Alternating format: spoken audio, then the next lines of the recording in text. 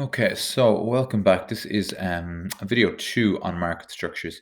We have already done market structures 1, where we looked at the short run curve in perfect competition. So what we're going to look at now is we're going to look at the long run curve in perfect competition, and we're going to start off with where we left it, which is this situation here. Now, what you'll have noticed, and what happens really in the short run, is that something is occurring in the market, and this thing here is occurring. Supernormal profit. Now, what does supernormal profit do? Again, we've done this in class. You've studied this previously. Supernormal profit does one thing to the market. It attracts new people into the market, because if someone is making supernormal profit, or if a firm or a group of firms is making supernormal profit, everyone else is going to want in. Everyone else is going to want in. Now, what's the consequence of everyone else coming into the market with supernormal profit? What's that actually going to do? Well, what that's actually going to do, it's actually going to increase the supply in the industry, and the supply is then therefore going to increase from S1 to S2. So again, this is a bit of revision on supply and demand curves. If there's new entrants to the market, the supply is going to increase from S1 to S2. What's that going to do with the price? It's going to push the price down, because now there's more people offering, or more firms offering the same product, because there's oversupply. If demand remains the same, which in this situation it is, our quantity demand is going to increase because of a decrease in price. It's going to increase from Q1 to Q2. So again, this is just simple market supply and demand stuff that we would have done in like chapter 3, I think it was. New entrants come in, increase in supply. With an increase in supply, price goes down because there's more on offer, and the market price therefore goes down. The quantity demand goes up. So what happens if the market, if there is an increase into the market? Well, it's pretty obvious what happens. As we've determined, the price goes down. And if the price goes down, it means the price falls from P1, as we have it here. And again, let's just make sure we look at it right here, from P1 to P2. P1 to P2. So we have a brand new price now in the long run. Now, what I'm going to do, just to so there's no confusion, let's just delete all of this nonsense, because I just want to keep it on the same sort of graph, just so you can see the impact, because I think it makes more sense if we keep it on the same sort of graph. So get out here now. Oh, undo that, so I don't get rid of that. Oh no, redo that. Yeah, I can redo that, don't worry about it. So what's happening here is we're now moving on to the long run. Where's black? Long run. So again, you want to draw this. Draw. So what do we say here?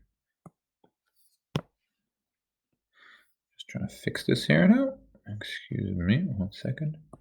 Perfect. Okay, so in the long run, as we've established, the price changes. The price changes, it means the price therefore has fallen. And it's fallen from P1 to P2. But what you would have noticed before we did that is that your costs kind of remain the same. There's actually no movement in the costs at all, the costs of the firm. Just as more people in, you've got the same costs. So we can actually get rid of P1. We actually don't need that anymore. Go away, you. And this is because this is the long one. So now this is the price. So what is this called again? This price curve is called your demand curve. It's also called your average revenue curve. It's also called your price curve, and it's also called your marginal revenue curve. Okay, so this demand, average revenue, price, and marginal revenue. So what do we have here? Have a look back at the previous one, or the previous one that you've just drawn in the short run, and what we would have seen is the average cost curve was like so. And again, just be careful to draw this. Draw it with a pencil. Easiest thing to do is draw it with a pencil. So I just want to hit my AC curve. I want to hit it down there. So again, a little bit of practice. Oh, that is terrible. And again, no harm. It's hard to draw it on a computer. So we come down. Nope, that's also terrible. Come straight down, also terrible. Straight down, also terrible. Here we go. That's a bit better. So this is my AC curve. Again, I made a mess. I drew 5 times. Take out your pencil and draw 5 times. And once you've perfected, go over it then with a pen or red pen or green pen, whatever the case may be. One would think I nearly did that on purpose. I didn't. I just couldn't actually draw the bloody thing. Anyway, so what's happening here is our AC curve. Our prices hasn't really changed. Our costs haven't really changed. Or sorry, our price has changed, but our costs haven't changed at all. So our AC curve is the exact same thing. Now we're drawing our marginal revenue curve. Lucky for me, so I don't embarrass myself anymore. This is an easy one to draw because the only thing we draw here is this marginal revenue or the marginal cost. Look at me making mistakes again. The marginal cost curve always intersects at the lowest point of the AC curve. So this is a nice easy one to draw if I don't mess this up. Perfect. That'll do. Don't comment, please. So this is our marginal cost curve, like so. So what do we need to put in? What do we need to include? We need to pretty much include everything. So let's just go through everything to make sure we have everything. We have our price here. Where's our quantity? So we need to draw in our quantity. So we always produce where MC is equal to MR. Always produce where MC is equal to MR. So right here is where we produce, which means right there is the quantity, Q1. Okay. Again, if you have loads of different color pens, even easier. We know therefore that this is E. This is our equilibrium point right there. So again, you can kind of draw a little something in like that. And we have our price, we have our quantity, we have our equilibrium point, we have our price. Let's just say P1 here, because this is our new, you could call it P2 if you want, but you're not going to have to draw that. You see this whole diagram on the left, that they're not going to ask you to draw that. This is our P1, this is our Q1, AC curve, MC curve. Happy with that. In the long run, everything done. Job done. Okay, so what's happened now is, where is our supernormal profit gone? Our supernormal profit has it's disappeared. It's disappeared because there's more people coming into the market, which means we all have to share industry profits, which means our supernormal profit has disappeared. Are we still earning profit? Yes. We've spoken about this in class. We've spoken about this in lessons. Average cost, this AC thing here, includes the cost of doing business. The cost of doing business includes a profit. I think the example I gave, like if I'm buying a house off a developer, so a developer builds a brand new house and it costs me 400,000. So the builder I ring up the builder and I say, I'd like to buy one of your fancy new houses. The builder says it'll cost you 400,000. So it's costing me 400,000. Is the builder making a profit on that? Of course he is, or she is. Because average cost, the profit is included in the costs. So let's come over here to specs again. This is what we did in the short run as well. So SPECS, and again, we can kind of go through this one by one with a different color pen here. So what do we have? So S, what does S do we stand for? SNP. S stands for SNP, supernormal profits. SNP is not being made as our average costs are equal to our average revenue. Makes sense. So no supernormal profit being made in the long run. This is what we're doing, the long run. What about P? P is price. So P is quite easy. So we have P over here. P1 is the selling price.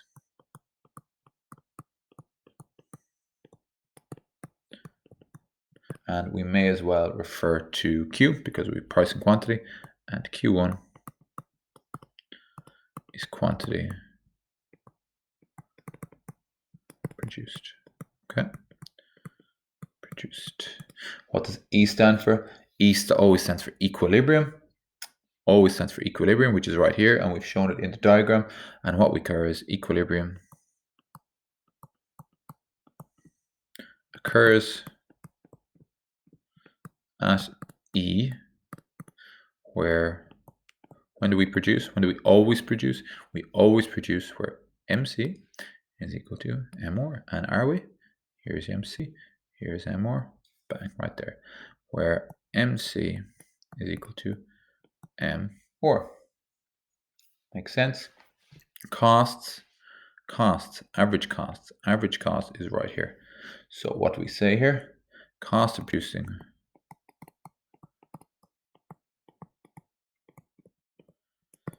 is at E. And what we can say is like where normal profit is made. And then the last one is scarce resources. And again, scarce resources looks at the efficiency of the firm. And the way we calculate efficiency in market structures is, are we producing at the lowest cost? If we're not producing at the lowest cost, it means we're not very efficient. It means we could produce things more efficiently. Are we producing things efficiently? Yes, because we're producing right here at the lowest point of our AC curve. So scarce resources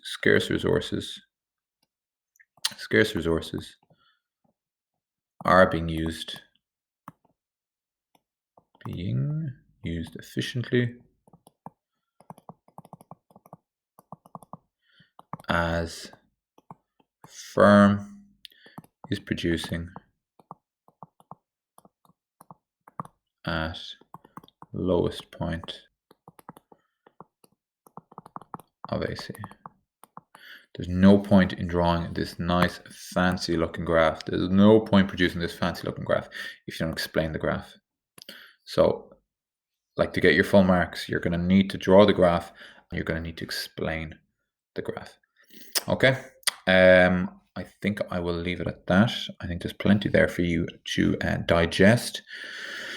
You should be watching this if you're in Leaving Cert. This is something you watch, as I said, the night before or the week before the exams. You're not going to watch all these 15-minute videos the night before the exams. But I hope I've explained it well enough. Draw it and draw it again.